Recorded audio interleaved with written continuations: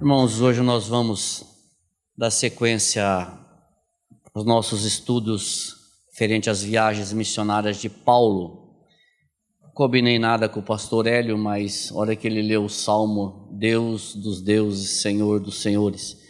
Hoje eu quero falar de Deus e deuses, o Deus verdadeiro. Eu quero pedir que você abra a sua Bíblia no livro de Atos dos Apóstolos, no capítulo 17, a partir do versículo 16. Nós vamos ler do 16 até o 31. Uma leitura um pouco grande, mas muito boa leitura. Atos 17, de 16 a 31, que diz o discurso de Paulo em Atenas. Diz assim: enquanto Paulo os esperava em Atenas, esperava quem? Esperava Timóteo e Silas, que tinham ficado em Bereia. Quando Paulo teve que sair correndo de Bereia, ele foi para Atenas e os dois ficaram em Bereia, aguardando lá, que eles não foram junto com Paulo. Enquanto Paulo os esperava em Atenas, o seu espírito se revoltava em face à idolatria dominante na cidade. Por isso dissertava na sinagoga entre os judeus e os gentios piedosos, também na praça todos os dias entre os que se encontravam ali. E alguns dos filósofos epicureus e estoicos contendiam com ele, havendo quem perguntasse: que quer dizer esse tagarela? E outros: parece pregador de estranhos deuses, pois pregava Jesus e a ressurreição. Então, tomando-o consigo, o levaram ao Areópago, dizendo: poderemos saber que nova doutrina é essa que ensinas, posto que nos trazes aos ouvidos coisas estranhas? Queremos saber o que vem a ser isso, pois todos os de Atenas e os estrangeiros residentes de outra coisa não cuidavam senão dizer ou ouvir as últimas novidades. Então Paulo, levantando-se no meio do Areópago, disse: senhores atenienses, em tudo vos vejo acentuadamente religiosos, porque passando e observando os objetos do vosso culto, encontrei também um altar no qual está escrito: ao Deus desconhecido. Pois esse que adorais sem conhecer é precisamente aquele que vos anuncio, o Deus que fez o mundo e tudo o que nele existe, sendo ele Senhor do céu e da terra, não habita em santuário feito por mãos humanas, nem é servido por mãos humanas, como se de alguma coisa precisasse, pois ele mesmo é quem a todos dá vida, respiração e tudo mais. De um só fez toda a raça humana para habitar sobre toda a face da terra, havendo fixado os tempos previamente estabelecidos e os limites da sua habitação, para buscarem a Deus, se porventura tateando o possa achar, bem que não está longe de cada um de vós, pois nele vivemos e nos movemos e existimos, como alguns dos vossos poetas têm dito, porque dele também somos geração. Sendo, pois, geração de Deus, não devemos pensar que a divindade é semelhante a ouro, a prata ou a pedra, trabalhados pela arte e imaginação do homem. Ora, não levou Deus em conta os tempos da ignorância. Agora, porém, notifica aos homens que todos, em toda parte, se arrependam, porquanto estabeleceu um dia em que há de julgar o mundo com justiça, por meio de um varão que destinou e acreditou diante de todos, ressuscitando-o dentre os mortos. Que texto maravilhoso, onde ele prega em meia dúzia de versículos, ele prega toda a mensagem. Então eu quero falar sobre isso hoje, sobre Deus e deuses. E aí o nosso mapinha, onde Paulo chega ali em Atenas, passou lá em cima por Neópolis, Anfípolis, Apolônia, chegou em Bereia, em Tessalônia, agora está em Atenas. Quem era Atenas? Que cidade é essa? Uma cidade muito educada. Atenas era a cidade líder nas artes da filosofia da antiguidade, capital intelectual do mundo, capital dos filósofos, terra das grandes mentes do mundo, Sócrates, Platão, Aristóteles, Aristófanes, Eurípides, Fídias, Nícias e tantas outras pessoas. Tantos intelectuais que passaram por aquela cidade, tantas pessoas com mentes privilegiadas passaram por ali. Um autor chamado Simon Kistemaker afirma assim: Atenas descansava em uma reputação de ser o centro das artes, da literatura, da filosofia, do conhecimento e da habilidade oratória. Uma cidade que respirava intelectualidade. Uma cidade que tinha pessoas que gostavam de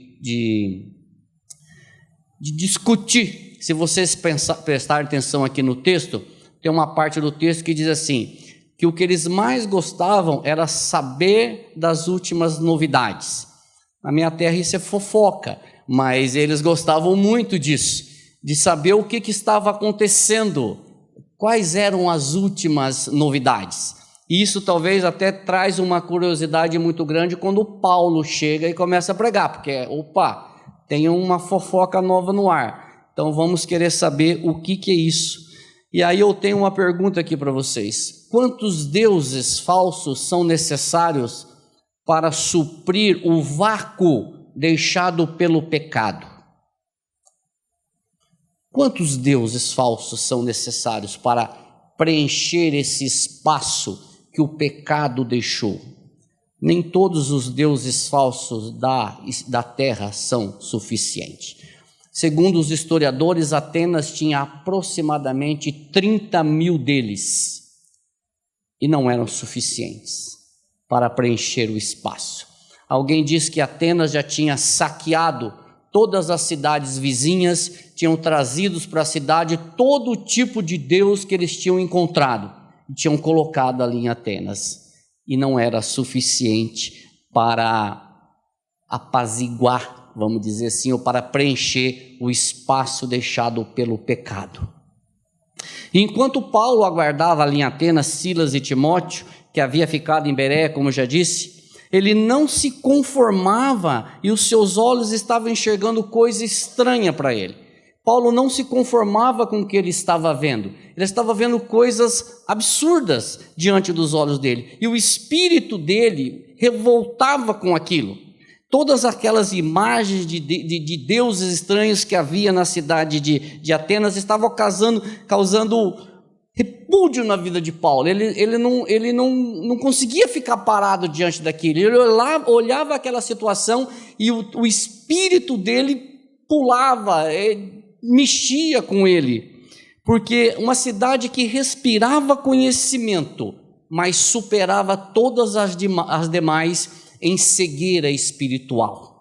Uma cidade que superava todas as outras cidades em conhecimento intelectual, mas superava todas as demais também em cegueira espiritual. Uma cidade, essa é uma frase do Hernandes, que diz assim: uma cidade aspergida pela intelectualidade e ignorante com relação ao detentor de todo o conhecimento e sabedoria. Uma cidade aspergida pela intelectualidade e ignorante com relação ao detentor de todo o conhecimento e sabedoria. E quem é o detentor de todo o conhecimento e sabedoria? Isso a Bíblia nos diz em Colossenses 2:3, que diz assim: nele, que em Cristo, estão ocultos todos os tesouros da sabedoria e do conhecimento. Se nós quisermos ter conhecimento e sabedoria, nós precisamos de quem? De Cristo. Em Cristo estão escondidos todos os tesouros da sabedoria e do conhecimento.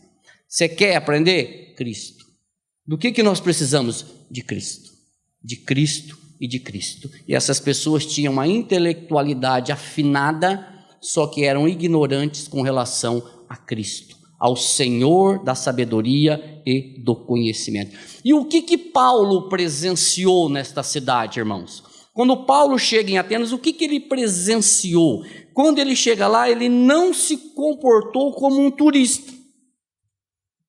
Ele não se comportou como um turista na cidade. Ele poderia se comportar como um turista, ele estava fugindo de Bereia. Os judeus lá em Bereia queriam matar ele. Ele vazou para Atenas. Ele poderia se comportar como um turista, olhar todas aquelas imagens, aquela arquitetura, aquelas esculturas, porque vamos ser sinceros, aos olhos eram bonitos, lindos, maravilhosos, todas aquela arquitetura, aquelas imagens sobre um olhar humano, lindo, maravilhoso, mas Paulo não estava ali para apreciar a beleza de Atenas. Paulo estava ali para pregar o evangelho. Ele não se comportou como um fugitivo, ele se comportou como um pregador do evangelho. E quando ele chega ali, Atos 17, 16, já nos diz o que aconteceu com ele. Enquanto Paulo os esperava em Atenas, o seu espírito se revoltava em face da idolatria dominante da cidade. O espírito de Paulo revoltava. Eu não saberia me dizer como que fazer, mas não deixava ele quieto, dizendo: olha o que está acontecendo aí, dá uma olhada para isso. E tem um autor chamado Warren Wiersbe que declara assim: ao chegar em Atenas, o objetivo de Paulo não era ver as atrações da cidade, mas ganhar almas para Cristo. Para Paulo, os artefatos da cidade não eram meros objetos artísticos, mas objetos de uma religião pagã. Ele não estava ali para apreciar a arte dos atenienses, ele estava ali para ganhar pessoas para Cristo. E essa frase me chamou muita atenção, que isso não é uma responsabilidade só de Paulo, mas isso é uma responsabilidade de todos os que creem. Aonde nós estivermos, aonde nós formos, o principal objetivo nosso é ganhar almas para Cristo, é pregar o evangelho. É quando talvez Paulo fala assim para Timóteo: Timóteo, não perca as oportunidades, não perca a oportunidade. Você tem a oportunidade de falar do evangelho, fale do evangelho, porque nós não sabemos quantas pessoas o Senhor tem nos ambientes para Ele. Nós não sabemos. Então, como servos de Deus, como servos de Cristo, como filhos de Deus, o nosso trabalho é como o trabalho de Paulo, é pregar o evangelho. Talvez não com tanta sabedoria como Paulo, mas quem nos capacita, e é o mesmo que capacitou Paulo, que é o Espírito Santo. Mesmo que usa-nos, que faz com que nós preguemos o evangelho, que está fazendo isso hoje, é o mesmo que capacitou Paulo, é o Espírito Santo. Porque incapaz sou eu, são todos vocês, e também era Paulo. Mas o Espírito Santo usou aquele homem para fazer muitas coisas, e pode usar a mim, e pode usar você. Eu até ia fazer uma piadinha aqui, mas não vou fazer não. Eu vou fazer assim: usou até a mula de Balaão, né? Então pode usar a mim também. Então nós temos que buscar o Senhor, e Ele nos usa para pregar o evangelho. E esses objetos eram simplesmente afrontas contra o Deus verdadeiro, o único Deus verdadeiro. Eu busco apoio aqui de novo ao reverendo Hernandes Dias Lopes, que diz assim: a tradição nos mostra que a cidade não estava apenas cheia de ídolos, mas sob ídolos. Ela não estava apenas cheia de ídolos, mas estava sob ídolos. E um outro autor chamado Champlin diz assim: o lugar inteiro é um altar, e a cidade inteira é um sacrifício e uma oferta aos deuses. Essas eram as definições que as pessoas tinham da cidade. E foi isso que Paulo viu: uma cidade submersa nos seus ídolos, uma cidade que tinha trocado a glória do Deus verdadeiro pela glória de um monte de deuses falsos. Uma cidade que tinha uma intelectualidade sublinhada e uma ignorância sublinhada duas vezes. Uma cidade que tinha se deixado envolver por todo tipo de idolatria e não buscavam o Deus verdadeiro. Agora, uma coisa interessante, eu quero ressaltar isso aqui: idolatria não são só aquelas imagens. Toda idolatria é uma forma de minimizar o abismo que existe. Tudo que atrapalha a nossa adoração a Deus é idolatria. Às vezes nós somos idólatras do nosso carro, do nosso emprego, da nossa casa, da nossa esposa, do nosso marido, da nossa igreja. Tudo que atrapalha a nossa adoração a Deus é idolatria. Ali, especificamente nessa cidade, eram todas aquelas imagens que tinham ali, todos aqueles deuses que tinha ali.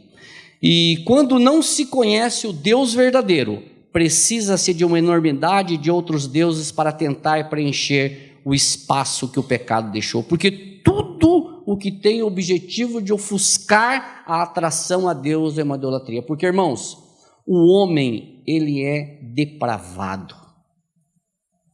E não é mais ou menos, nós estávamos estudando isso hoje, né? O homem, ele é totalmente depravado. Desculpa ser tão chato assim, mas isso é Bíblia. O homem, ele nasce pecador. Ele não se torna pecador, ele nasce pecador. E o homem, ele não busca a Deus. Se você está aqui hoje, foi porque o Senhor tocou no seu coração. Olha para a sua vida antes de do Senhor ter tido 26 vezes misericórdia de você. E vê se pelas tuas forças você queria Deus. Você não queria Deus, nem eu, mas pela misericórdia do Senhor, o Espírito tocou no teu coração e você abriu essa mente, abriu esse coração e se rendeu diante do Senhor. E qual foi, além do que Paulo presenciou, qual foi o sentimento de Paulo em Atenas? Uma ira.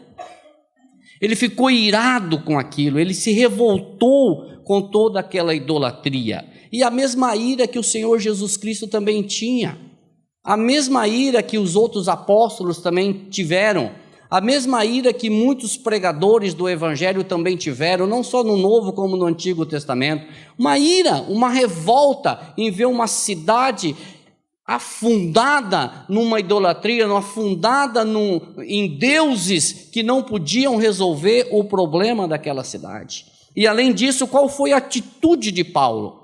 Aí eu te pergunto, será que eu e você, se estivéssemos no lugar de Paulo, nós agiríamos da mesma forma? Talvez sim. Talvez não.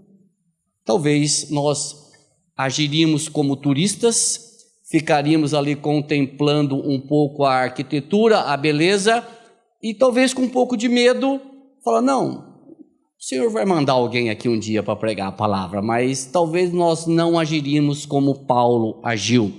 Mas Paulo via aquela idolatria como algo que estava roubando a glória de Deus. Talvez isso irasse ele, talvez isso revoltasse ele. E como ele agiu? Ele não ficou parado, irmãos. Ele foi, como diz o texto, nós vamos ler, 17, ele não ficou parado, ele foi primeiro na sinagoga, falar com judeus e gentios piedosos, depois ele foi para a praça discutir com quem quisesse discutir com ele. Então a partir desse momento ele falou, bom, então agora eu vou com tudo. Eu vou para a sinagoga, porque lá tem judeus e tem gentios piedosos. A discussão começou lá. Depois de lá, ele foi para a praça, para onde o mercadão, é para onde as pessoas iam. E ali a discussão foi mais fervorosa, porque tinha mais gente. E a gente percebe que aqui, ele foi para a praça todos os dias. Então a discussão de Paulo na praça era uma discussão diária.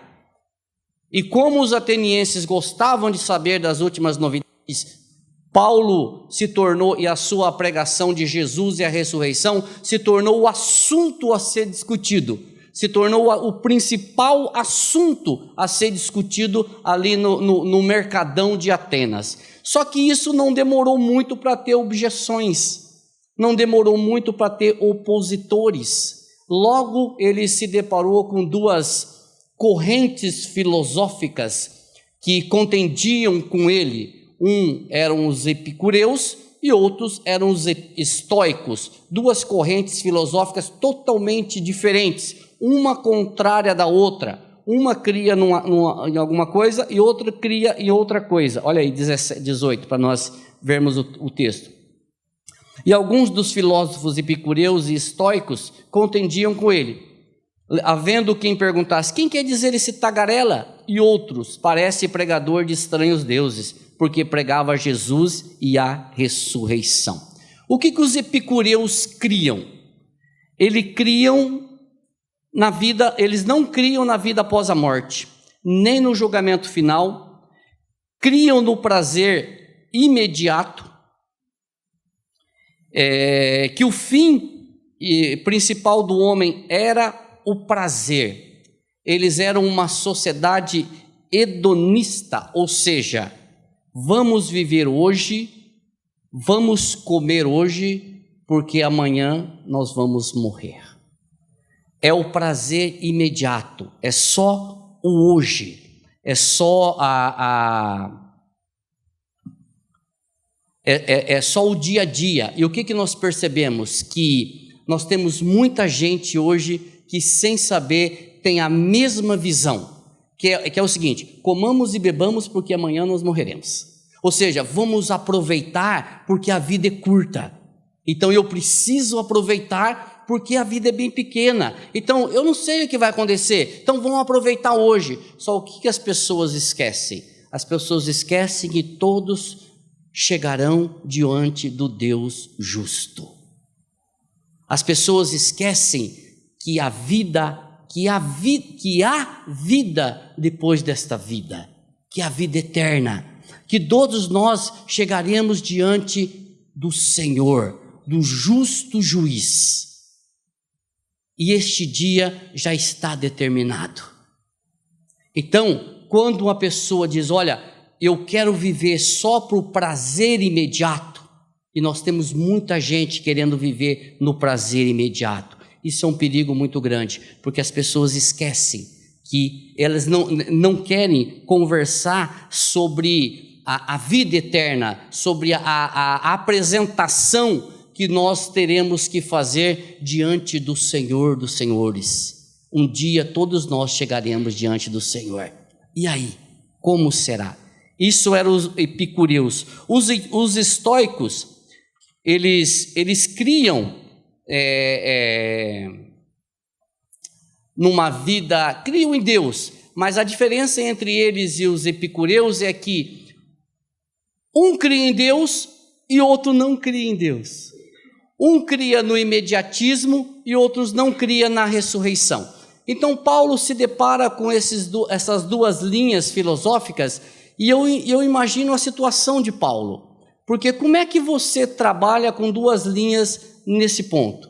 Totalmente contrárias uma à outra, e ele conseguia sair muito bem diante de todas essas situações. Os estoicos, eles eram materialistas, eles eram panteístas, ou seja, tudo era Deus, eram fatalistas. Na filosofia estoica não há esperança, não adiantava clamar. Até tem uma situação aqui que era o síndrome de Gabriela: eu nasci assim, eu cresci assim, eu vou morrer assim. Esses eram os estoicos. Então eles eram panteístas, tudo era Deus. O outro, que não havia Deus. Então Paulo se depara com essas duas correntes filosóficas, e é uma situação bastante complicada ele sair disso.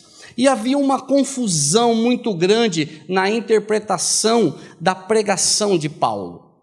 Por quê, irmãos? Como os atenienses, eles gostavam de discutir sobre isso, e Paulo vem pregando Jesus e a ressurreição, eles achavam que era um casal de deuses.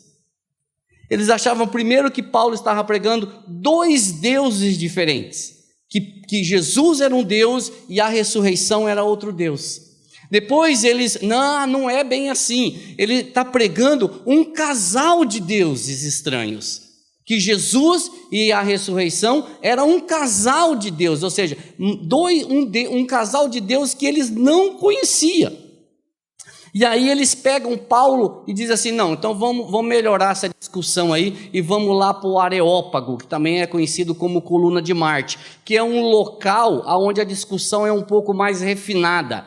E esse local é onde que determinava qual que era a vida religiosa de Atenas e a moral da cidade, o moral da cidade também era definido no Areópago. Então eles pegam Paulo e levam justamente para lá, é o que nós vemos aí em 17, 19 e 20. Então diz assim, então tomando-o consigo, o levaram ao Areópago dizendo, poderemos saber que nova doutrina é essa que ensinas, posto que nos trazes aos ouvidos coisas estranhas? Queremos saber o que vem a ser isso. É isso que eles queriam saber, que Deus é esse? Que nova doutrina é essa que você está trazendo? Isso é estranho aos nossos ouvidos. E havia por parte daquelas pessoas uma cegueira, nós não podemos esquecer disso. Havia por parte deles uma cegueira espiritual muito grande. E era a oportunidade que Paulo estava esperando para pregar o evangelho. E começando por toda aquela idolatria que se encontrava ali naquela cidade, ele começou a pregar o evangelho justamente em cima de uma brecha que eles deixaram, que está aqui no 17 e 23.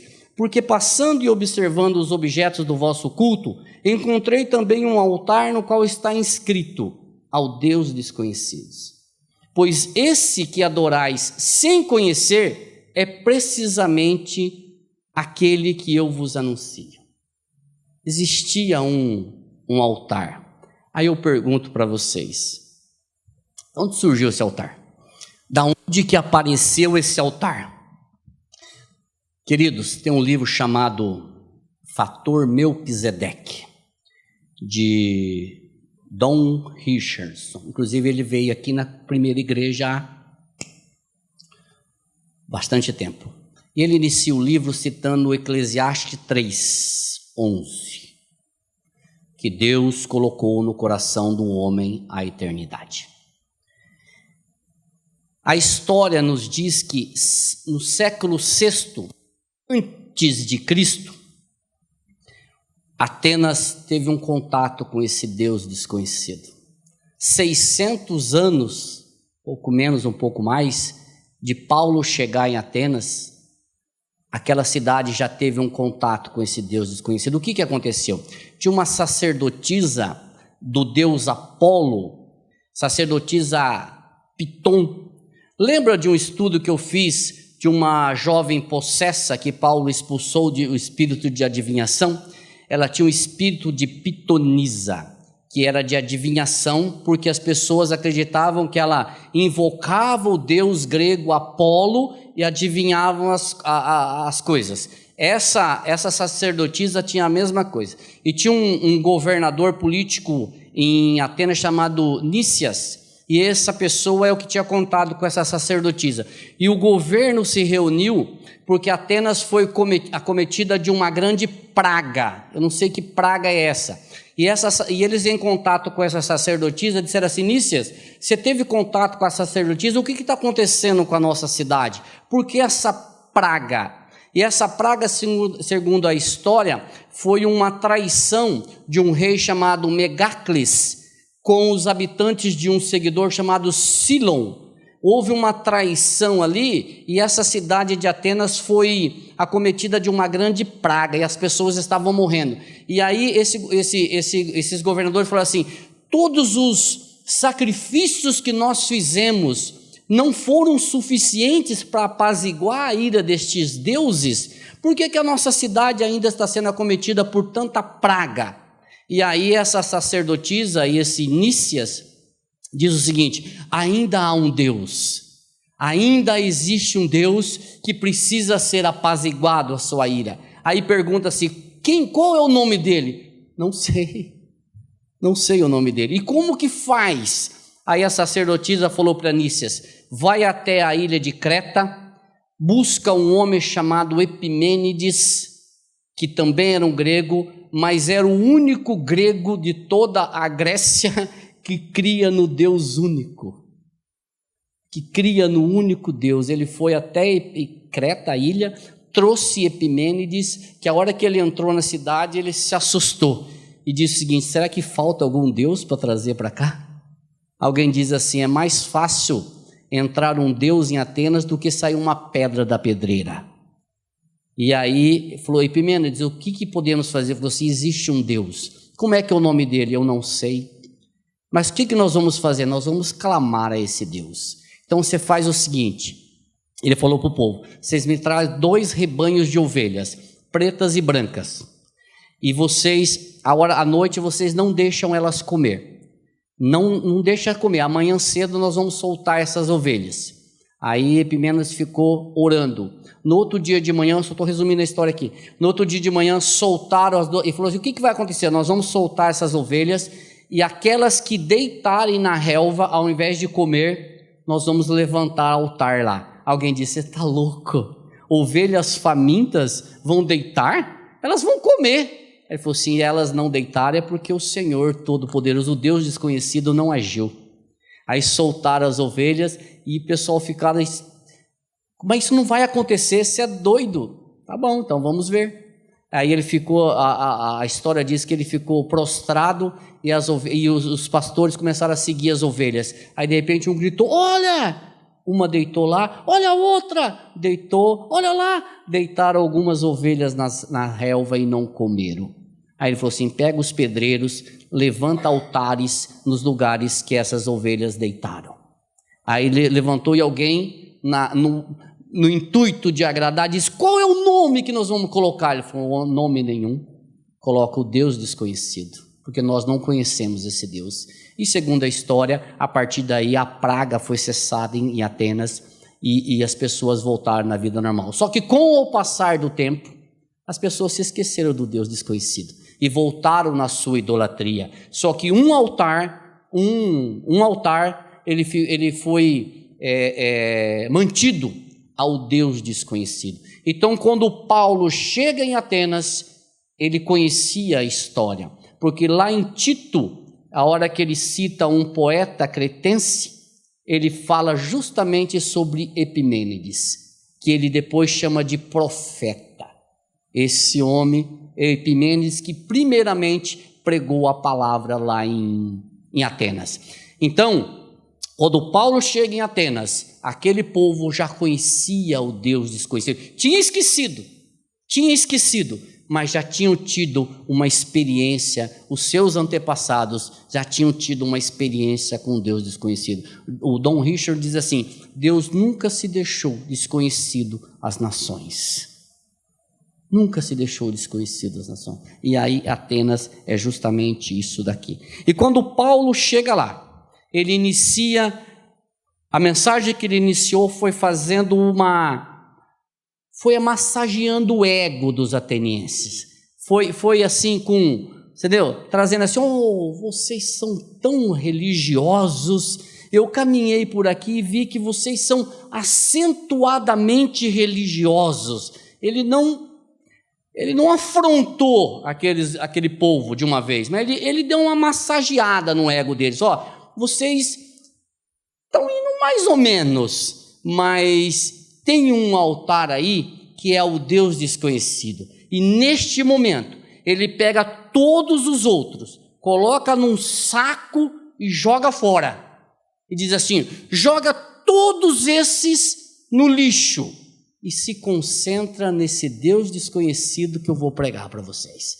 Todos os outros 30.000 você joga fora. E vamos nos concentrar nesse Deus desconhecido. E a partir daí, ele começa a trazer a mensagem em cima do verdadeiro Deus, do Deus desconhecido.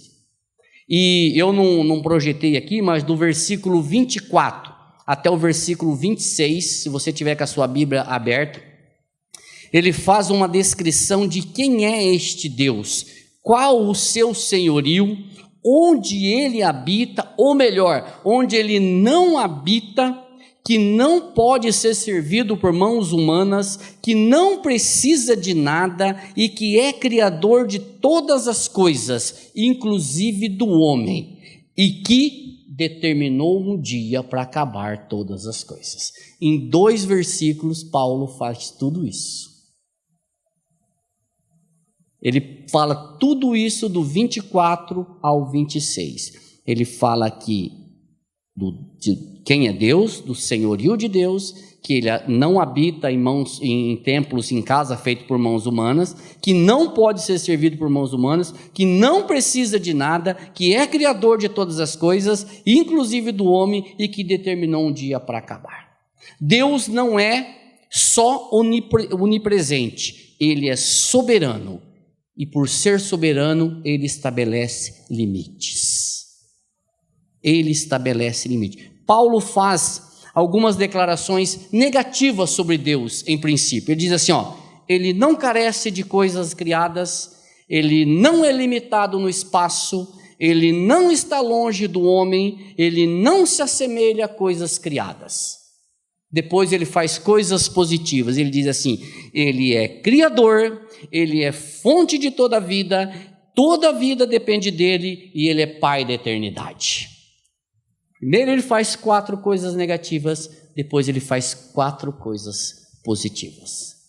Tudo em cima desta mensagem. E no versículo 24 ainda ele diz, é Senhor nos céus e na terra. Por que que ele faz isso? Porque quem era o Senhor na terra daquele povo? César. Lembra que eu falei para vocês no estudo passado, aquela jovem possessa e diz assim, esses são servos dos Deus Altíssimos, a ele ouvi. O que está de errado nisso? Nada, só que o Deus Altíssimo era Zeus, e não o Deus Criador. Por isso que Paulo expulsa o demônio dela, porque o Deus Altíssimo não era o Deus Altíssimo, era Zeus. Por que que o Paulo diz assim, é Senhor nos céus e na terra? Porque o Deus deles da terra era César.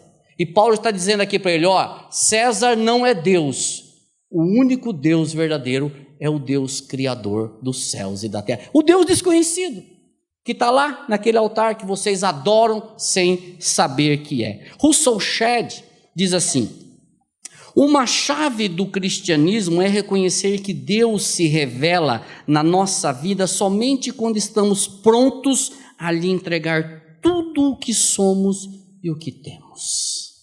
Sem reservas, nos entregamos a esse Deus maravilhoso. Aqueles atenienses estavam presos à idolatria que cegava o entendimento deles. Todos aqueles deuses feitos sobre uma imaginação humana. Deus é assim, Deus é daquele jeito, Deus é daquele jeito. Paulo deixa claro que a continuidade da nossa existência depende dele, do Deus Todo-Poderoso, porque nele nós existimos, porque nele nós movemos, porque dele nós dependemos. É dele, é do Senhor, Criador dos céus e da terra. Tudo é nele. Como eu li aqui no início de Colossenses, nele estão ocultos todos os tesouros da sabedoria e do conhecimento.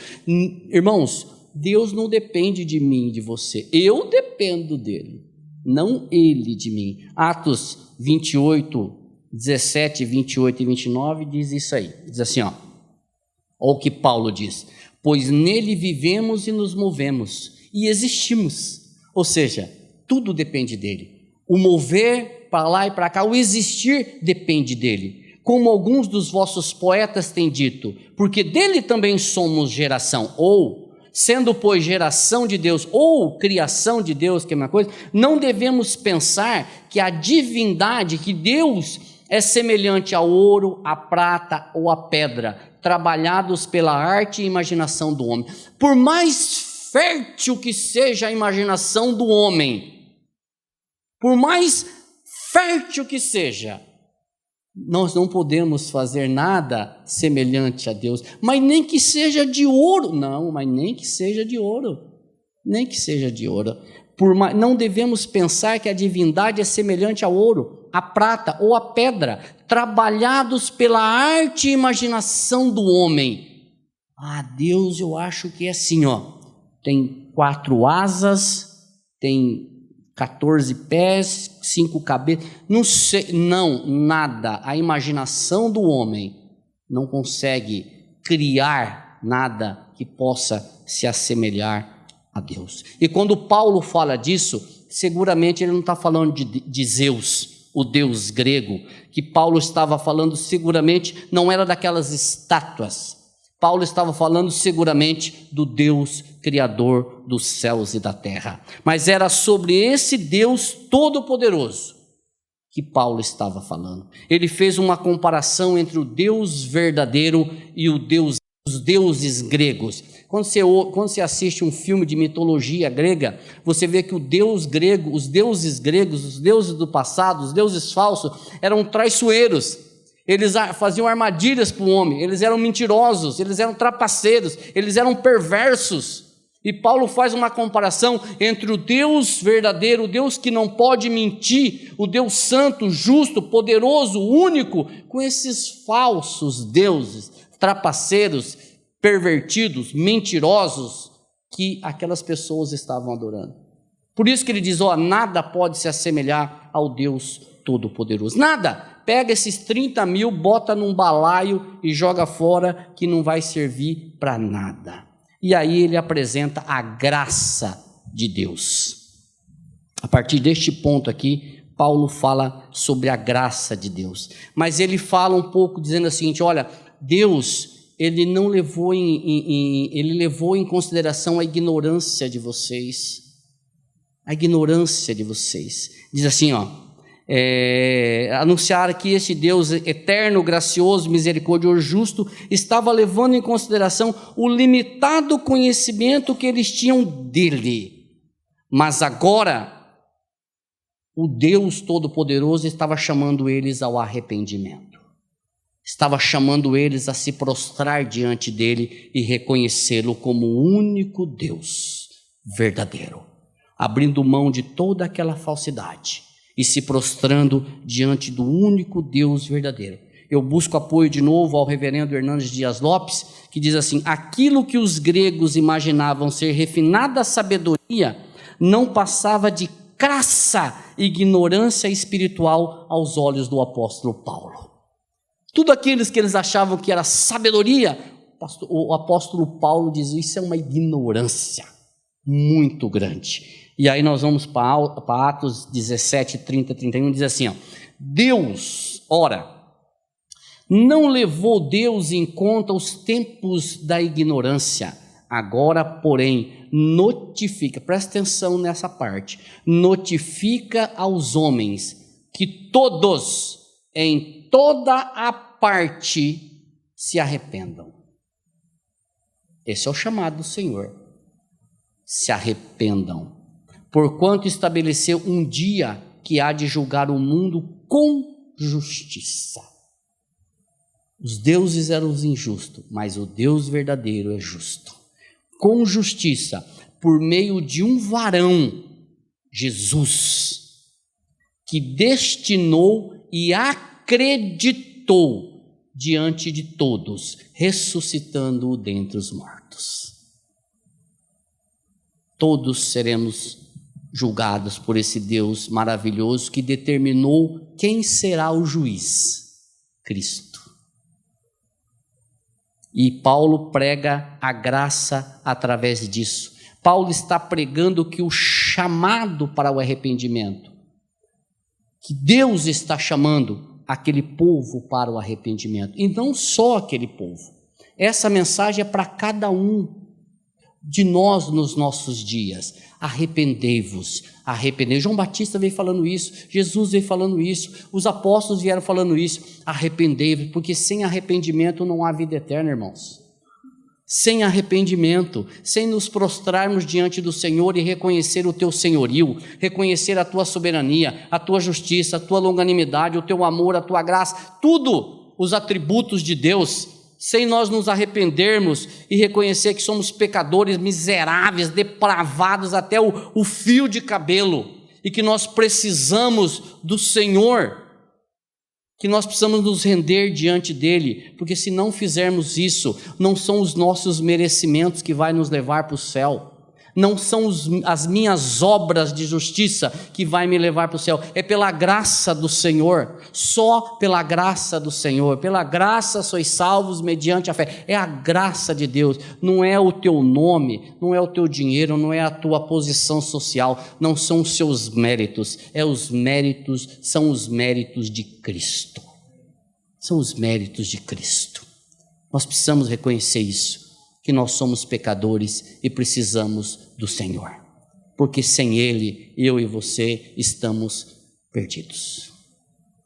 Eu quero concluir dizendo que houve uma reação dos atenienses, 3 reações. O texto, eu vou ler aqui o texto, 17, 32 e 34, para nós.